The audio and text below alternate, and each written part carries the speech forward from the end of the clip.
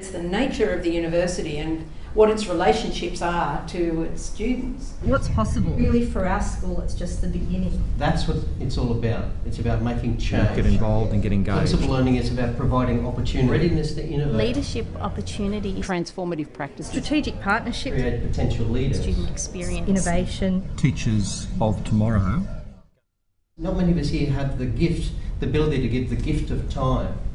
Now what we've done with this particular project is done that. One of the biggest issues I've had over the years of academic development is finding space and time for the academics to work on their projects. And this is what we've done. We've taken academics out for 50% of their regular teaching duties in this fellowship scheme over a 12-month period. It's interesting, they've gone from an informal sort of leadership role and change, and they're actually gaining sort of formal leadership roles as they go through. So these are qualitative analysis looking at the themes that are coming through from the personal narratives of each of these teaching fellows. So there's an enhanced understanding of pedagogy and of their own pedagogical approach. So they learn what they're doing, they confirm what they're doing, or they extend it and enhance it as well. What we're looking at is a distributive leadership model, and what it is basically empowering people who don't have formal leadership roles to actually redesign and lead initiatives within their own school. Next year we're going into the leadership component even more so, in actually looking at how they're becoming leaders. It does have sustainability, as long as we have the vision and the strategy in alignment with the university as well. I'll hand over to Lucy here, who's going to talk about one of her transformations. With respect to today's presentation and the leadership opportunities offered through becoming a fellow with the Flexible Learning Institute, I guess for someone that had to Google pedagogy, I've come a long way. With respect to leadership opportunities, I think it really has formalised my role as someone who is actually investigating the scholarship of teaching, and through that I have now become the chair of our Learning and Teaching Committee and also representing our school at the faculty level on learning and teaching committees, and also attending on behalf of the Flexible Learning Institute some of the leadership institutes, for example with ACODE, that I had that opportunity. And I think it really has provided a lot of opportunities that I really otherwise would not have investigated, coming from a traditional research background. So the Flexible Learning Institute fellowship project that I put forward was to try and transform how we teach microscopy-based subjects. Now, my initial intention was to transform that for distance education.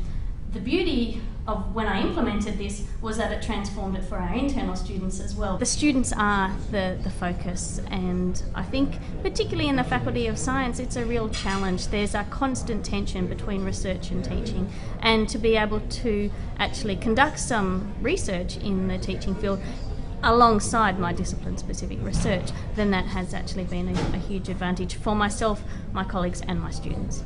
I think the Flow Fellowship really provided me with an opportunity to, I guess, take a more formal role in terms of that kind of pedagogical transformation. My work basically was to work with academics to explore the integration of Web 2 technologies into the curriculum. We actually introduced what we called a SPOLTS session, which was sharing practice of online learning and teaching over coffee. So that was like a 10-minute presentation of a staff member at morning tea time. Anyone could come along and just sit and listen. We're already collaborating on how we're going to introduce innovation into certain subjects within our course. We moved into far more complex demands in terms of the preservation subjects and the social networking subjects.